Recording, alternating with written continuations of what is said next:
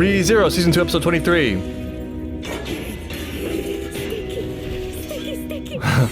She is slicing through these halls with a smile on her face. Elsa really lives that Deku philosophy. Not her face.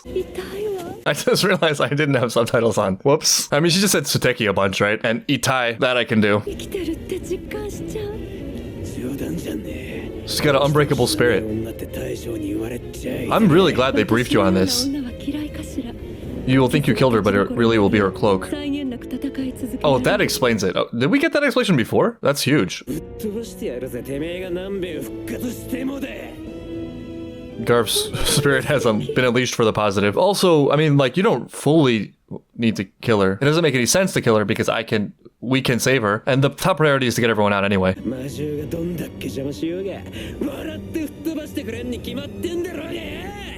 His confidence in Subaru. Who doesn't really have that much physical or magical aptitude, and also whose gate is broken and can't use his #1 ability. Good read, Otto. That's pretty much what's going on. No, and it's all your fault. I can't help myself.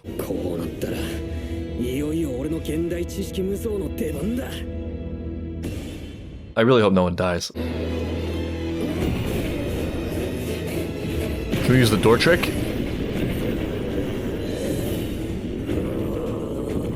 No, we can corner ourselves in this room.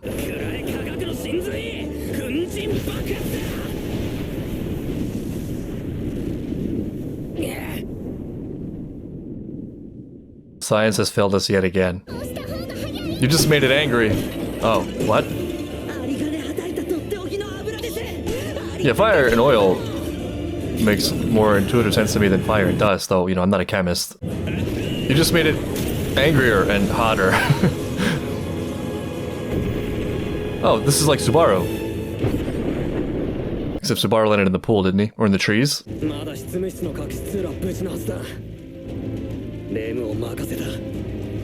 What are you gonna do? Don't do anything stupid like you always do. The patience that this man has. Beatrice, yeah. Oh no, that's so cruel. Imagine he actually dies. Oh, here we go. The disaster that is yet to come. There's so many ways this can go. There's so many things they can do with this. The way they frame that sounds very negative, though it doesn't necessarily have to be. It's possible for fear or awareness of upcoming danger to be a very positive force. It also would be interesting if, like, there actually just is a disaster coming and there's nothing they can do about it. A lot of questions there. It's maybe you. Or maybe it's you.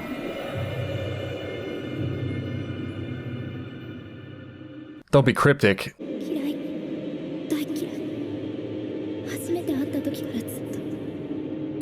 Is it, Pandora?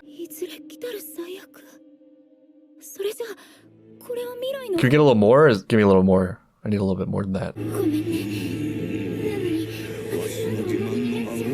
Oh my god, there's way too much information. There's not a lot of context except for the words.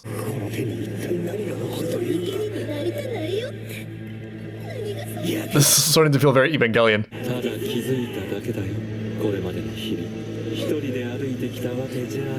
Oh, it's positive for Roswaal, at least.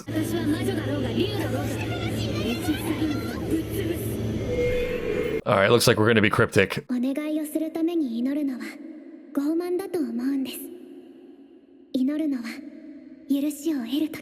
This is weird. What is your existence here exactly?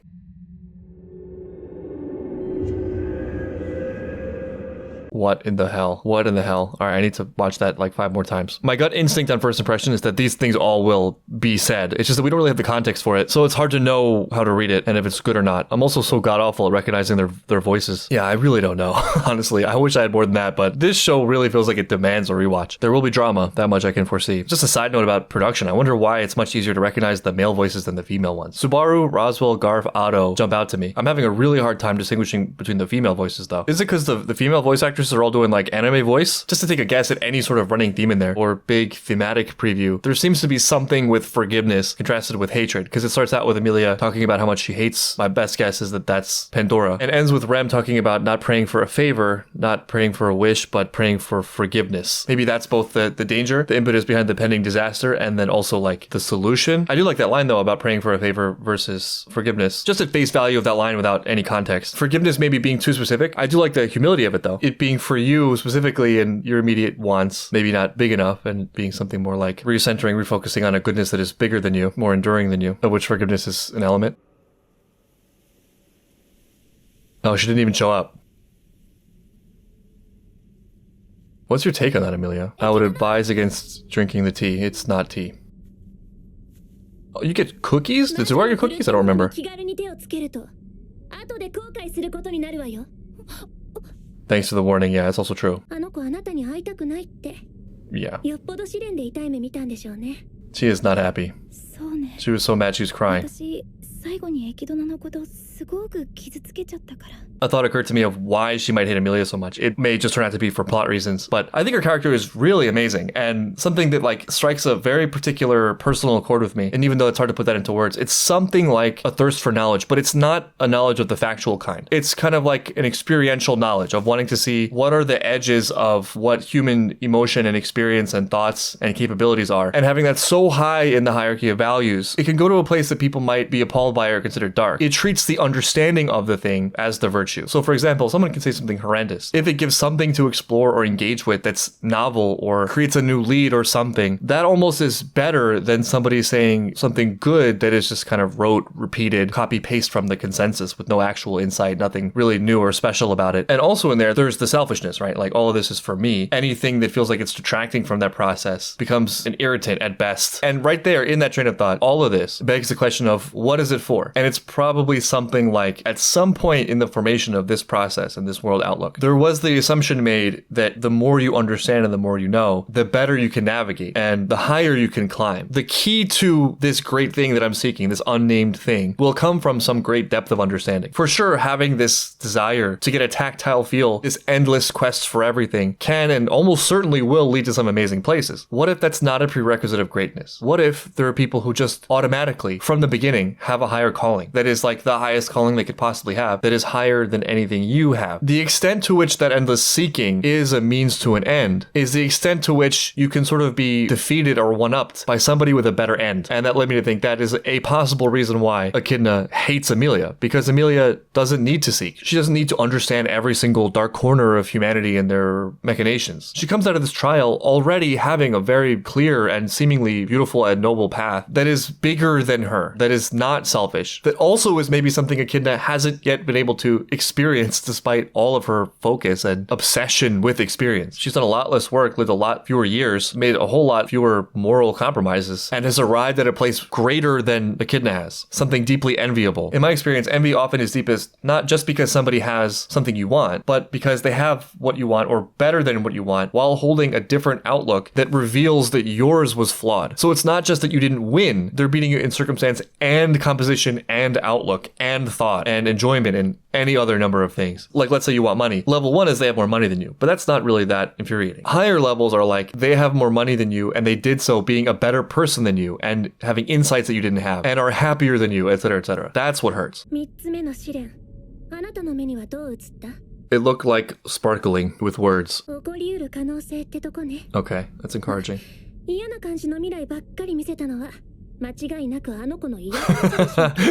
That's great. It didn't seem all unpleasant though. And then ironically, she does her a favor by doing that. It almost feels more beneficial and more helpful to give her that warning instead of like luring her into a sense of complacency of everything will be great in the future. I guess it depends on the person and how they interpret it. Well, if you tell me there are possibilities, yeah, that's a huge difference, honestly.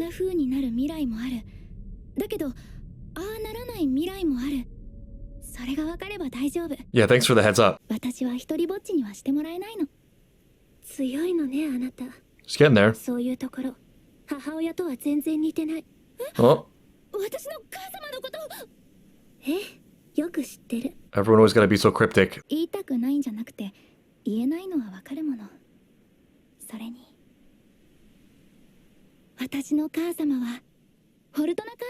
Okay, I still want to know though.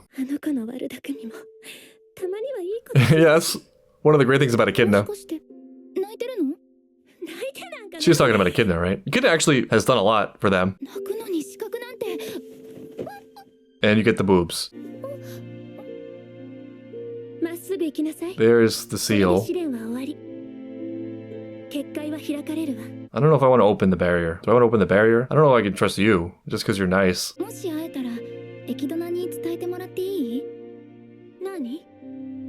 Tell her thank you. That'll really make her angry. Just gonna hate that.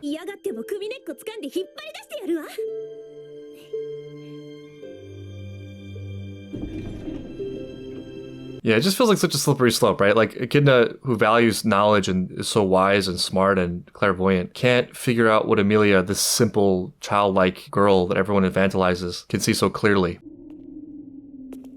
Is that it? We're done. And now what? Barrier broken? And Echidna joins the party. Oh, there she is. In the flesh. It's not Echidna? It's Echidna. What are you seeing that I'm not seeing? What am I seeing that you're not seeing?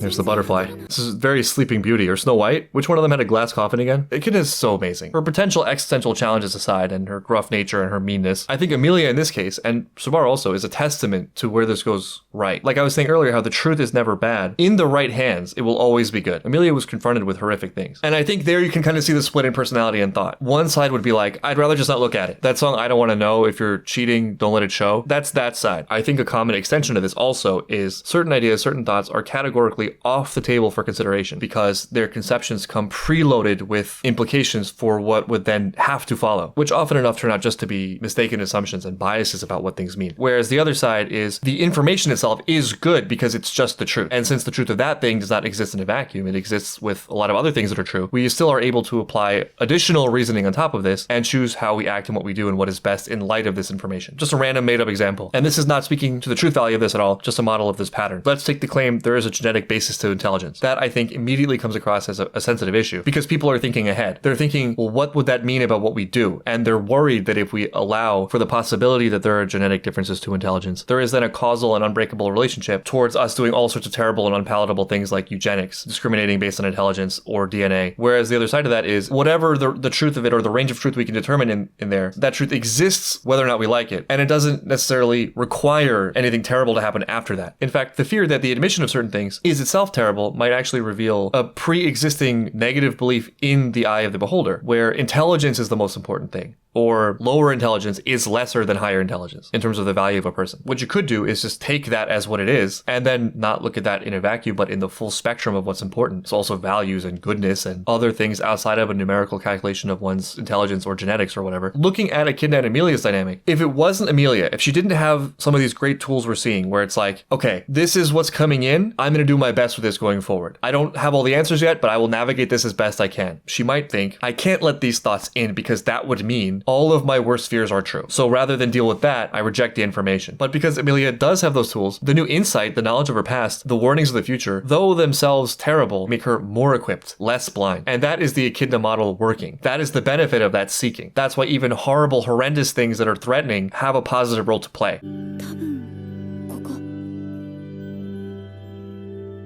We're gonna just punch it? What, are you just gonna punch the glass? You're gonna punch the glass. Just gonna punch it with your fist. I hope we were supposed to do this. No! Wait. I don't like that imagery. That just freed Echidna from her death curse. What ended? What are you saying? Did you just end Echidna? Man, the ultimate revenge. Not such a hater now, are you? Because you're dead. Did she just die? Did Echidna just die? Did Echidna just sacrifice her life for Amelia to have a spiritual journey of growth? She is the best. Don't change my mind, because you can't. What's the downside? She's a little bit rude. She can be a little bit selfish. Well, so what? Cry me a river. Do you not see the gifts that the fruits of her wisdom have provided? Yeah, I'm sorry, Elsa. I love you too, but you're no Echidna. You also need to get over this bowels thing. Can't be having that. Can't take you anywhere. It finally made it. It only took 5 hours. Time to fight side by side. This thing is sort of non-threatening. Elsa, on the other hand, that also looks not great.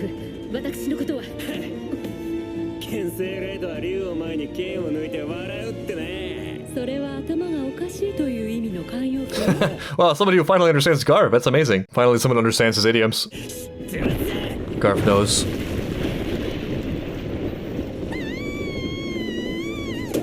Oh, she saved her. That was nice. Elsa's so nice. That's pretty cool. But don't give them any ideas. I feel like there's a launch coming or something, like a fighting game.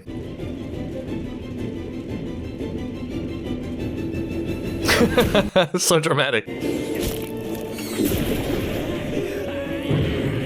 Okay, thank God.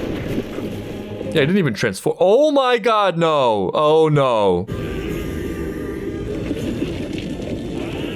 And to think that Ram wiped the floor with him.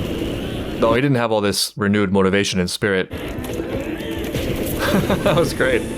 Good, I sort of hated this thing. What did it do? It like broke through a wall. You suck, Melee. Oh right, the healing. Oh, thank God. Her face can never be damaged.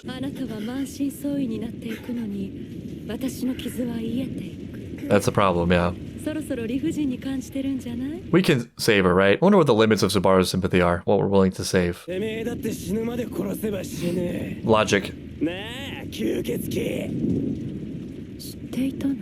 Oh. Him reading also is kind of a surprise. Oh, now we know her weaknesses, presumably. There's something kind of similar with her and Pandora. Oh, Elsa, backstory. Wow. Maybe there is some saving to be had here. No, let her talk.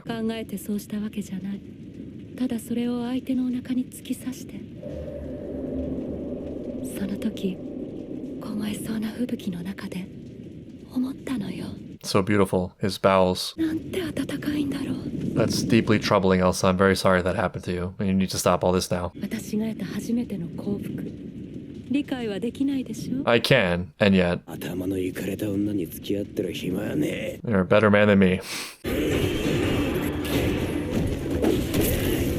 So, what are the ReZero vampire weaknesses? Is it like the same as normal vampires? Stakes and sunlight and all that?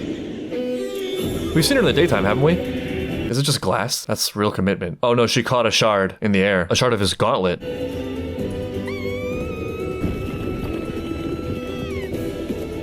Oh, she's saving Melee. Oh wow. Huh.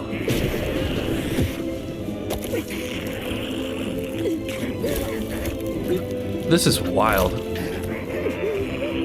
I didn't expect this fight to be so great. This is getting real raw.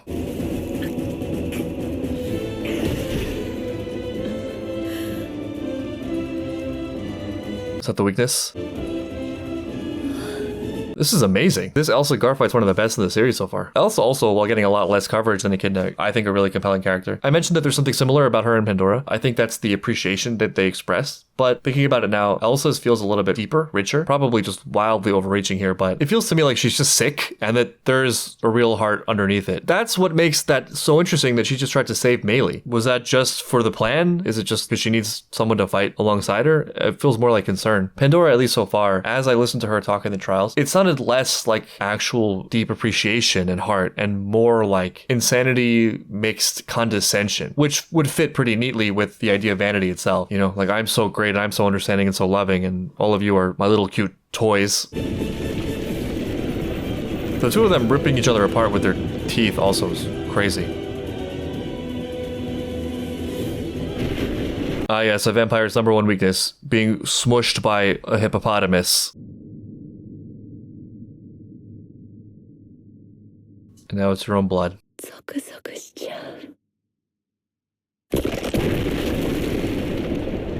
Love me down to my blood and guts. That's a great name for Elsa episode. So I guess her rejuvenating powers came from her blood. How did she go from childhood incident to vampire? But yeah, draining her blood and then smushing her with the hippo. Finally, that thing had a purpose. Melee brought it to kill Elsa. That's kind of sad. I don't know how to feel right now. I got mixed emotions because I love her as a character. It's big for Garf. It's amazing. He did his part and he won and he protected his friends.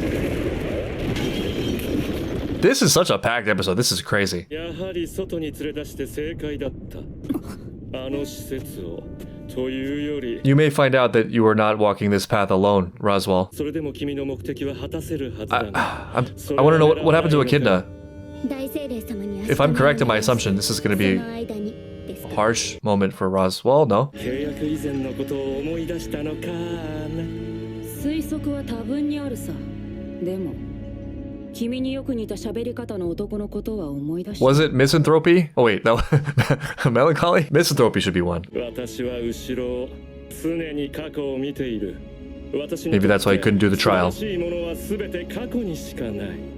That's very sad. 亡骸の上に立つまやかしだ。 And very self-honest? He's doing his own trial right now, outside of the dream world. ベティが悲しむね、ロズワール。 I bet he does a great job of that herself, let's be real. Roswell's been through a lot. Like, he's taken a lot of beatings, emotionally.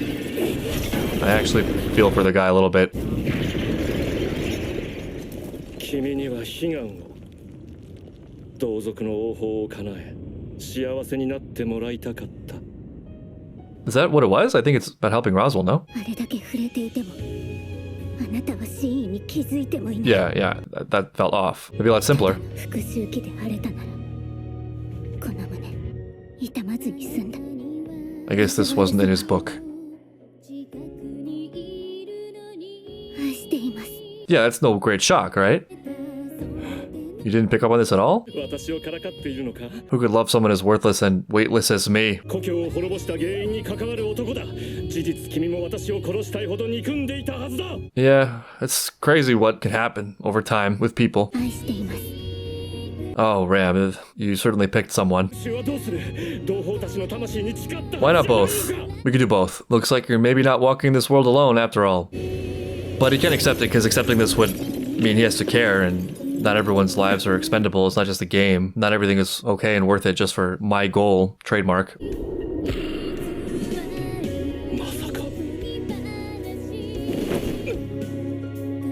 Don't be doing this frivolously now, Puck. Isn't this like the end of the world type stuff?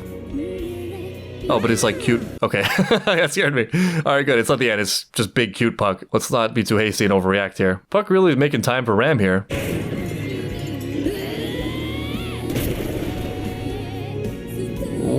What did we just do physically? His book? The book, yeah. I mean, not really. I'm still reading it.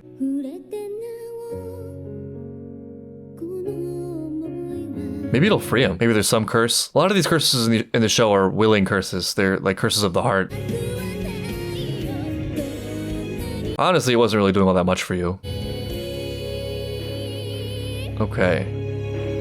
I think I just saw Ram's body be blasted off in that explosion. I'm sure she's fine though. Wow, this really throws a monkey wrench in Roswell's whole world outlook and plan and everything. Roswaal, like, the biggest loser of this arc, maybe second to Elsa. And possibly Echidna, though I don't want to accept that or believe it. We couldn't have found a way to save and restore Echidna. She's worth saving. I think we just need to scrap this whole thing and return by death and do this again in a way that brings Echidna back. I don't know if Ram loving Roswaal was really that big of a secret or reveal. I mean, she's doing everything for him. I can understand it coming as a surprise to Roswaal, especially given his outlook on humanity and how they're all treacherous and weak and not changeable, etc. They're all just linear creatures to be played with. So, you know, Ram is the revenge one. So predictable. It's all in my book. I mean, I think at this point, the book has been invalidated anyway, right? Like, if you had a future prophesying book and then you following that prophecy led to you losing the book and also losing your plan, how good was the prophecy really? Or maybe it was just Otto's greatness. But even so, I mean, if your whole fortune telling thing is undone by Otto, like, it probably was not that sound as a prophecy. Or, crazy read on this whole thing actually was Echidna's plan from the beginning. She told Roswaal what she thought he needed to hear so that it would go down this way. Definitely one of, if not my favorite episode of season 2. On multiple levels, I think this is my favorite action I've seen in the show. The only thing I can think of as a contender is the battle against the whales. But the Elsa and Garf action, not only really well done and super visceral, but also really great along character lines, because I've always liked Elsa as a villain, and this felt like a fitting send-off for her, and also just great for Garf, who, you know, I used to hate, and now is hero number 1, it seems. And then the trial, and Echidna, and it's interesting that Echidna's absence is felt and notable, and the end of her whole saga, at least it seems. I hope there's more of her.